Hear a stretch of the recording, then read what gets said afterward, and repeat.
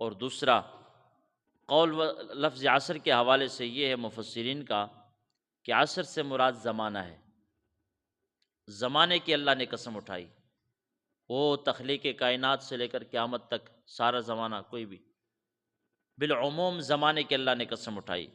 اور یہ قسم اس لیے اٹھائی اللہ نے کہ زمانہ چونکہ عجائبات پر مشتمل ہوتا ہے، زمانے کے احوال بدلتے رہتے ہیں، کبھی دن آتا ہے، کبھی رات آتی ہے، کبھی خوشی آتی ہے، کبھی غمی آتی ہے، کبھی سردی ہے، کبھی گرمی ہے، کبھی پریشانی ہے، کبھی تنگحالی ہے، کبھی خوشحالی ہے۔ زمانے کے احوال بدلتے رہتے ہیں، اور یہ احوال زمانہ کے بدلنے میں اللہ کی قدرت، اللہ کی حکمت اور اللہ رب العالمین کی وحدانیت پر دلیل ہوتا ہے زمانہ۔ اس لیے زمانے کی اللہ نے قسم اٹھائی۔ اور تیسرا قول کہ والعصر سے نماز عصر مراد ہے، کہ اللہ رب العالمین نے عصر کی نماز کی قسم اٹھائی۔ نماز عصر چونکہ فضیلت میں دن کی تمام نمازوں میں آخری نماز ہے، عصر دن کی نمازوں میں آخری نماز ہے، اس کے بعد مغرب داخل ہو تو دن ڈھل جاتا ہے اور رات آ جاتی ہے۔ رات کے نمازوں میں مغرب آغاز میں پہلی نماز ہے، اور دن کے نمازوں میں عصر کی نماز آخری نماز ہے، اور اس نماز کی بڑی فضیلت ہے۔ رحمت عالم صلی اللہ تعالی علیہ وسلم نے ارشاد فرمایا کہ جس کی عصر کی نماز ہلاک ہو گئی، فرمایا سمجھو کہ اس کے دنیا و ما فیہا کی ساری دولت ہلاک ہو گئی ہے۔ جس کی عصر کی نماز فوت ہو جائے، سرکار فرماتے اس کا سارا خزانہ لوٹ گیا، اس کی ساری جمع پونجی تباہ برباد ہو گئی، اس کی ساری عزت تباہ برباد ہو گئی، اس کی ساری دولت تباہ برباد ہو گئی، اس کے دنیا کا سارا نفع برباد ہو گیا۔ عصر کی نماز کی اتنی بڑی فضیلت ہے۔ رحمت عالم صلی اللہ علیہ وسلم کے غلام رب نے عصر کی نماز کی قسم اٹھائی، اس لیے کہ اس نماز عصر کی فضیلت رب کے ہاں بہت بڑی ہے۔ اور چوتھا قول مفسرین کا یہ ہے کہ یہاں عصر سے مراد زمانہ ہے، پر زمانہ بالعموم نہیں، ایک خاص زمانہ مراد ہے۔ خاص زمانے کی اللہ نے قسم اٹھائی۔ وہ خاص زمانہ کس کا ہے؟ وہ میرے اور آپ کے آقا جناب محمد مصطفیٰ صلی اللہ تعالی علیہ وسلم کا پاک زمانہ ہے، جب سے رحمت عالم صلی اللہ علیہ وسلم روئے زمین پر تشریف فرما ہوئے، اعلان نبوت فرمایا، اور پھر قیامت تک یہ سارا زمانہ مصطفیٰ کا ہے۔ اس مصطفیٰ کریم علیہ السلام کے خاص زمانے کے اللہ نے قسم اٹھائی، اس لیے کہ یہ بتانے کے لیے کہ زمانوں میں مصطفیٰ کا زمانہ سب سے افضل و اعلیٰ ہے۔ نمازوں میں عصر کی نماز سب سے افضل و اعلیٰ ہے۔ اور اسی طرح ایک اور مقام پہ رب العالمین نے ارشاد فرمایا لا اقسم بہذا البلد، فرمایا حبیب تیرے شہر کی قسم ہے۔ ایک اور مقام پہ رب نے قرآن میں فرمایا لعمرک، محبوب مجھے تیری عمر کی قسم ہے، عمر کی قسم ہے۔ کبھی رب العالمین نے قرآن میں مصطفیٰ کے چہرے کی قسم کھائی، کبھی زلفوں کی قسم کھائی، کبھی شہر کی قسم کھائی، کبھی عمر کی قسم کھائی، کبھی زمانے کی قسم کھائی ہے، اور کبھی آقا علیہ السلام کے مسکن اور مکان کی اللہ نے قسم کھائی۔ تو یہ بتلایا اللہ نے کہ شہروں میں مصطفیٰ کے شہر جیسا کوئی شہر نہیں ہے، زمانے میں مصطفیٰ کے زمانے جیسا کوئی زمانہ نہیں ہے، عمروں میں سے مصطفیٰ کی عمر جیسی کسی کی عمر نہیں ہے، اور فرمایا وقتوں میں مصطفیٰ کریم کے وقت جیسا کوئی وقت نہیں ہے۔ اس لیے اللہ نے قسم کھائی۔ تاجدار بریلی علیہ الرحمہ فرماتے ہیں وہ خدا ہے کہ مرتبہ تجھ کو دیا، وہ خدا نے ہے مرتبہ تجھ کو دیا، نہ کسی کو ملے نہ کسی کو ملا۔ وہ خدا ہے کہ مرتبہ تجھ کو دیا، نہ کسی کو ملے نہ کسی کو ملا، کہ کلام مجید میں کھائی شہا تیرے شہر و کلام و بقا کی قسم۔ دوستان گرامی قدر، مصطفیٰ کریم علیہ السلام کے زمانے کی اہمیت کیوں کہ سارے زمانوں میں سے خیر و برکت والا زمانہ ہے، خیر و عافیت والا زمانہ ہے، خیر و برکت والا زمانہ ہے، بہتری والا زمانہ ہے، اور کامیابی والا زمانہ ہے۔ اس لیے مصطفیٰ کریم علیہ السلام کے غلاموں رب نے زمانہ مصطفیٰ کی قسم کھائی ہے، اس لیے کہ حبیب کریم سے جس چیز کی نسبت ہو جائے اس شے کی نسبت مصطفیٰ سے ہو جاتی ہے، رب کے بارگاہ میں اس کا مقام بڑا بن جاتا ہے۔ فرمایا زمانہ مصطفیٰ کی قسم، یا اللہ ان ساری چیزوں کی قسم کیوں اٹھائی؟ وقت عصر کی قسم، زمانہ عصر کی قسم، نماز عصر کی قسم، زمانہ مصطفیٰ کی قسم، یا اللہ قسمیں اٹھا اٹھا کے بتانا کیا چاہتا ہے؟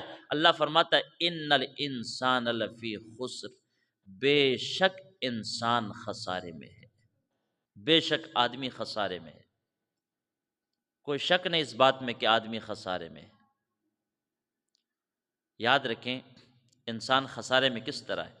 انسان دنیا میں آتا ہے، پھر ایک وقت میں دنیا سے چلا جاتا ہے۔ یہ جو آنے اور جانے کے درمیان کا مرحلہ جس کو میں اور آپ زندگی کہتے ہیں، انسان کی زندگی کا کل اثاثہ یہ عمر ہوتی ہے۔ انسان کے لیے کل سرمایہ انسان کی یہ زندگی ہے، حیات ہے۔ مرنے کے بعد دائمی زندگی وہ اثاثہ نہیں، وہ سرمایہ نہیں، وہ نتیجہ ہے اس سرمایہ کا۔ وہ تو دار البقا ہے، وہ تو دار الاجر ہے، وہاں جا کر اجر و ثواب ملے گا۔ وہ تو دار الجزا ہے۔ یہ دار دنیا، دار فانی جو ہے یہ انسان کے لیے سرمایہ ہے۔ دنیاوی زندگی انسان کا کل سرمایہ یہ زندگی ہے۔ اور فرمایا انسان ہمیشہ خسارے میں ہے۔ کیوں؟ کہ انسان پیدا ہوتا ہے تو میں اور آپ کہتے ہیں ابھی چھوٹا ہے، لیکن رب کے ہاں لوح محفوظ پہ جو عمر لکھی ہوتی ہے پیدائش سے لے کر مرنے تک، وہ پوری عمر کا انسان ہوتا ہے۔ انسان جب پیدا ہوتا ہے اب اس کی زندگی کا آغاز ہو چکا ہے اور اس کی زندگی ہے موت تک۔ تو آغاز زندگی سے اختتامی زندگی تک پورا وقت اس کے پاس موجود ہوتا ہے۔ حقیقت میں یہ مرحلہ بہت بڑی زندگی اس کی ہوتی ہے عمر کے لحاظ سے۔ تب انسان بڑا ہوتا ہے جب انسان دنیا میں زندگی پا کر آ جاتا ہے۔ لیکن خسارہ کس طرح ہے؟ پھر ایک دن گزر گیا پیدائش کا، زندگی کا ایک دن گھٹ گیا، 2 دن گزر گئے، دوسرا دن بھی گر گیا، ہفتہ گزر گیا، ہفتہ کم ہو گیا، سال گزر گیا، سال کم ہو گیا، پھر 2 سال، 5 سال، 10 سال، پھر اس طرح جوں جوں انسان پیدائش کے بعد آغاز زندگی کے بعد مراحل گزارتا رہتا ہے، اس کی زندگی کے وہ کل عمر میں سے کٹوتی ہوتی رہتی ہے۔ فرمایا ان الانسان لفی خسر، انسان خسارے میں ہے۔ یہ سرمایہ اس کا گھٹتا رہتا ہے، زندگی سرمایہ انسان کے لیے، اس کی کٹوتی، اس کی گھٹائی جو ہے یہ انسان کے لیے خسارہ ہے۔ باری تعالیٰ کہ ہر انسان خسارے میں ہے؟ فرمایا نہیں، الا الذین آمنوا، وہ انسان خسارے سے پاک ہے جو صاحب ایمان ہوا۔ جو صاحب،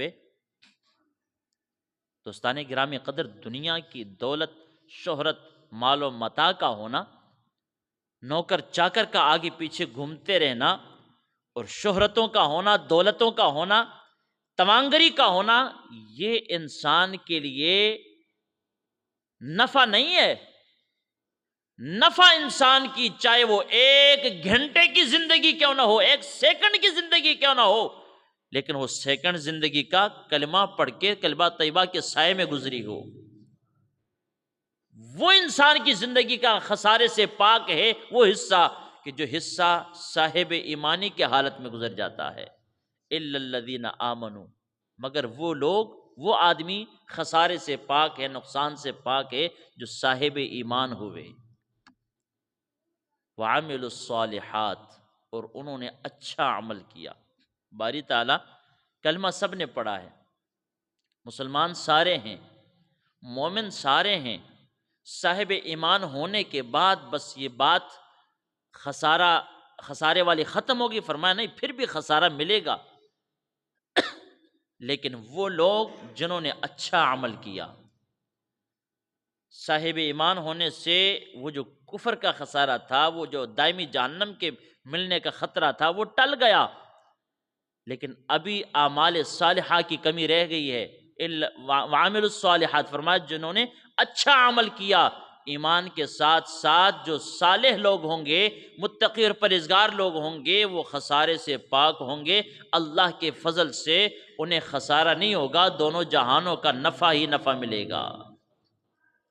وَتَوَاصَوْا بِالْحَقِّ، اور تیسرے وہ آدمی خسارے سے پاک ہے اللہ کے فضل سے جنہوں نے آپس میں ایک دوسروں کو ہمیشہ حق کی تاکید اور تلقین کی، حق کے ساتھ کھڑے ہونے کو کہا، حق کی تاکید کی، حق کے اوپر کھڑے رہے اور دوسروں کو تاکید کی۔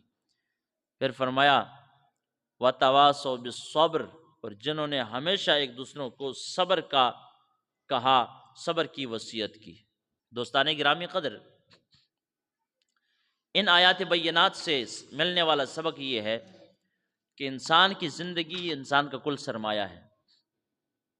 تو زندگی وہی کامیاب ہے، نفع بخش زندگی وہی ہے جو زندگی انسان کے اللہ اور اس کے حبیب صلی اللہ علیہ وسلم کی اطاعت میں گزرے، اللہ اور اس کے محبوب صلی اللہ علیہ وسلم کی فرما برداری میں گزرے، اللہ اور اس کے محبوب صلی اللہ علیہ وسلم کی محبت، عقیدت اور احترام میں گزرے، اللہ کے دین کے احکامات کی پاسداری میں گزرے۔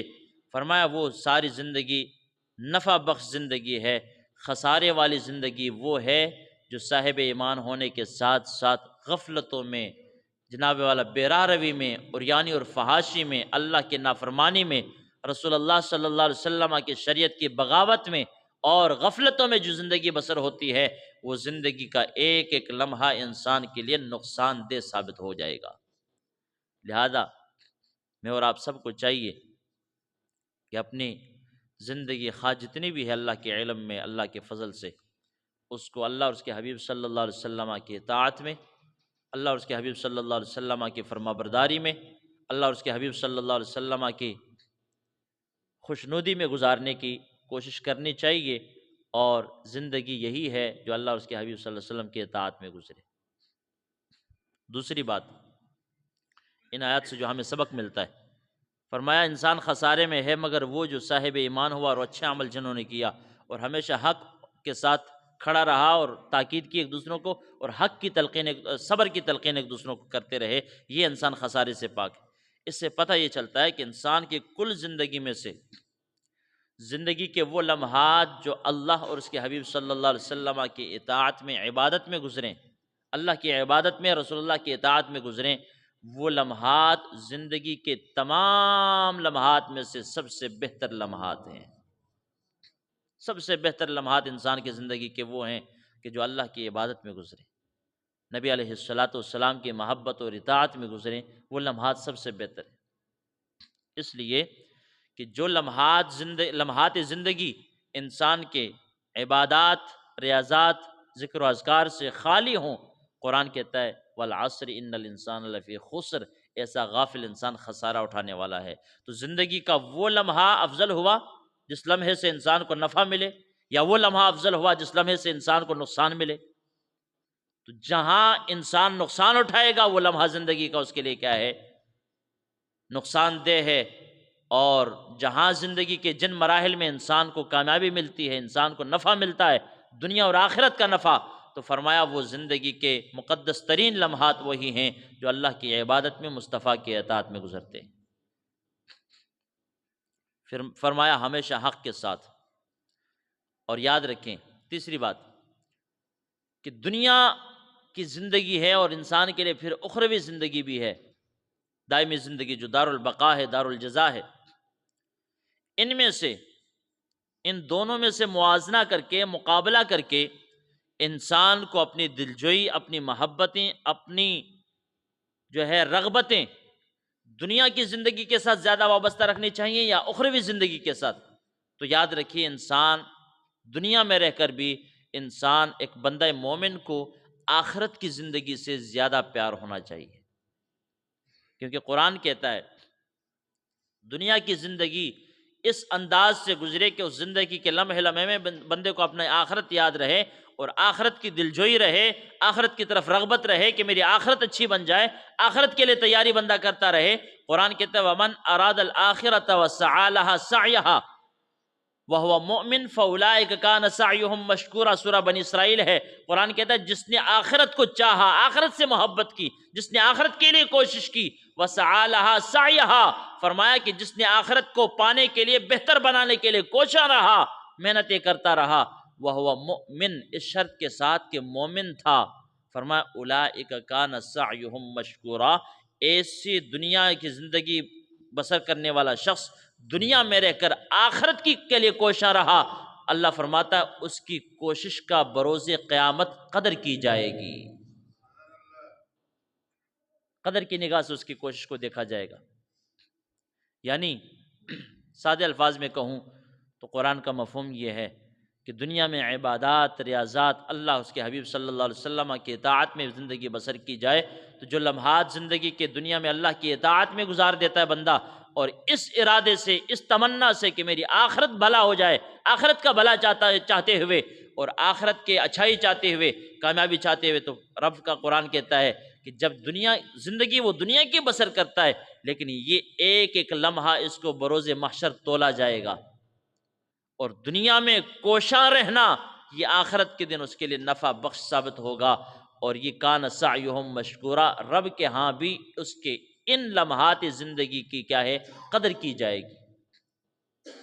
اس لیے ہر انسان کو، ہر مومن کو یہ چاہیے کہ دنیا میں رہ کر اگر کوئی مال کماتا ہے تو اس میں بھی نیت اور ارادہ آخرت کی بھلائی کا ہو، اگر کوئی سجدے دے رہا ہے تو اس میں نیت اور بھلائی کا ارادہ آخرت کے لیے ہو، اگر کوئی مال خرچ کر رہا ہے تو تب بھی انسان کی نیت اور ارادوں میں یہ بات شامل ہو کہ یہ اس لیے راہ خدا میں خرچ کر رہا ہوں، اس کی بدولت رب میری آخرتوں کو سنوار دے، میری آخرت بھلا ہو جائے، میری آخرت اچھی ہو جائے، اگلا جہان مجھے اس سے نفع مل جائے۔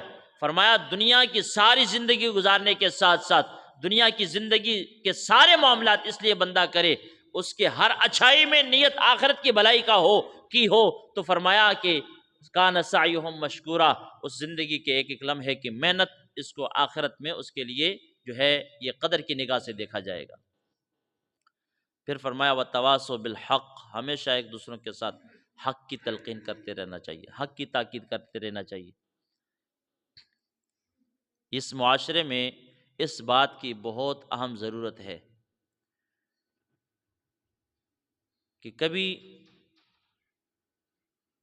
وہ زمانہ ہوتا تھا، صحابہ کرام کا زمانہ، کہ میدان جنگ میں ہیں، کئی صحابہ زخمی ہوئے اور شدید زخم کی حالت میں،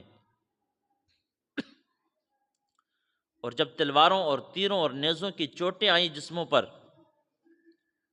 تو ان زخمیوں میں سے کسی زخمی نے آواز دے کر دوسروں سے کہا کہ پیاس لگی ہے، پانی پلایا جائے۔ قربان جاؤں، ایک صحابی نے وہ صدا سنی اور جا کر پیالے میں پانی لائے ایک زخمی کو پلانے کے لیے۔ ہوا یہ کہ جس کو پیاس لگی تھی، جس نے پانی مانگا تھا، اس کے ہاتھ میں پانی کا پیالہ آ جاتا ہے، وہ دیکھتا ہے کہ ساتھ والا مجھ سے زیادہ تڑپ رہا ہے، اس نے خود چسکی پانی کی نہیں لگائی، اس نے گھونٹ پانی خود نہیں بھرا، بلکہ ساتھ والے کو کہا مجھ سے اگلا زیادہ مستحق ہے، حقدار ہے، اس کو دے دو۔ وہ پانی کا پیالہ دوسرے صحابی کے پاس، زخمی کے پاس چلا جاتا ہے، اور جب اس کے ہاتھ میں اپنے ہاتھ میں وہ پانی کا پیالہ تھام لیتا ہے، اور جب وہ اپنے دائیں بائیں دیکھتا ہے تو اس کے علاوہ دوسرا زیادہ تڑپتا ہوا نظر آتا ہے، وہ دوسرے صحابی تیسرے کو تھما دیتے ہیں کہ تم زیادہ حقدار ہو، تمہیں زیادہ پیاس لگی ہے، تمہیں چوٹیں زیادہ آئی ہیں، تمہیں جو ہے تکلیف زیادہ ہے، تم پانی پی لو۔ اسی طرح یک بعد دیگر کئی صحابہ زخمی تھے میدان جنگ میں، لیکن پہلے صحابی تک وہ پیالہ اسی طرح صحیح ثابت واپس آیا، کسی نے نہ پیا، ہر ایک نے ہاتھ میں تھاما، واپس دوسرے کو دیا، اس نے تیسرے کو دیا، اس نے چوتھے کو دیا، چلتے چلتے وہ پانی کا بھرا ہوا پیالہ پھر پہلے صحابی کے پاس آتا ہے۔ دوستان گرامی قدر، کبھی امت مسلمہ کی یہ تاریخ ہوا کرتی تھی، ہمدردی کی، ایک دوسروں کے ساتھ پیار اور محبت کی، ایک دوسروں کے ساتھ دکھ درد میں شامل ہونے کی، اور حقدار کو پہچاننے کا یہ عالم دنیا اسلام کا ہوا کرتا تھا۔ لیکن آج بھائی بھوک کے طرف سے مر جائے، دوسرا امیر ہے، وہ تمانگر ہے، اس کے پاس دولت ہے، اس کے پاس شہرت ہے، اس کے پاس امیری ہے، مجال ہے کہ وہ غریب کا سہارا بن جائے۔ پڑوس میں کوئی بیمار پڑا ہے، کوئی پریشان پڑا ہے، کوئی بیمار پڑا ہے، کوئی پریشان حالی میں پڑا ہے، کوئی تنگ حالی میں پڑا ہے، کوئی بیوہ ہے جس کے بچے بھوکے سوتے ہوں، مجال ہے کہ پڑوس میں پڑا ہوا امیر انسان اس کی دیکھ بھالی کرے، اس کا سہارا بنے۔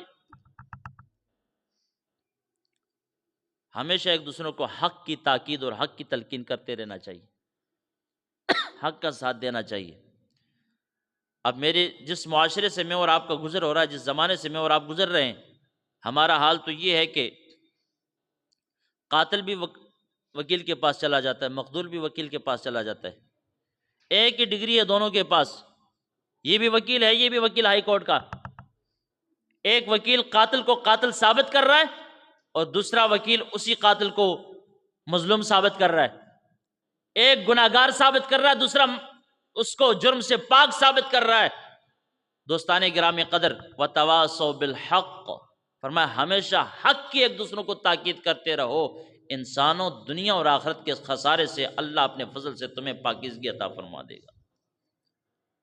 وتواصوا بالصبر، اور فرمایا کہ وہ لوگ خسارے سے اللہ کے فضل سے پاک ہیں کہ جنہوں نے ایک دوسروں کو صبر کی تلقین کی، صبر کی تلقین۔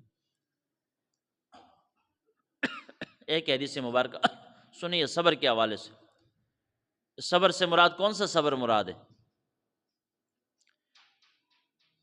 صاحب ایمان انسان کے لیے، متقی پرہیزگار انسان کے لیے اسلام کے دامن میں رہ کر، اسلام کی سربلندی کے لیے، اسلام کے احکامات کے پرچار کے لیے دنیا میں رہ کر جتنی تکالیف آئیں، اسلام کے خاطر جتنی تکلیفیں آئیں، ادنا سے ادنا تکلیف ہو یا اعلیٰ سے اعلیٰ تکلیف ہو، کم سے کم تر تکلیف ہو یا زیادہ سے زیادہ تر تکلیف ہو، دین اسلام کی خاطر جو تکلیف آئے بندہ مومن اسے ہضم کر جائے، وہ تکلیف پی جاتا ہے، وہ تکلیف پہ صبر و شکر کا مظاہرہ کرتا ہے۔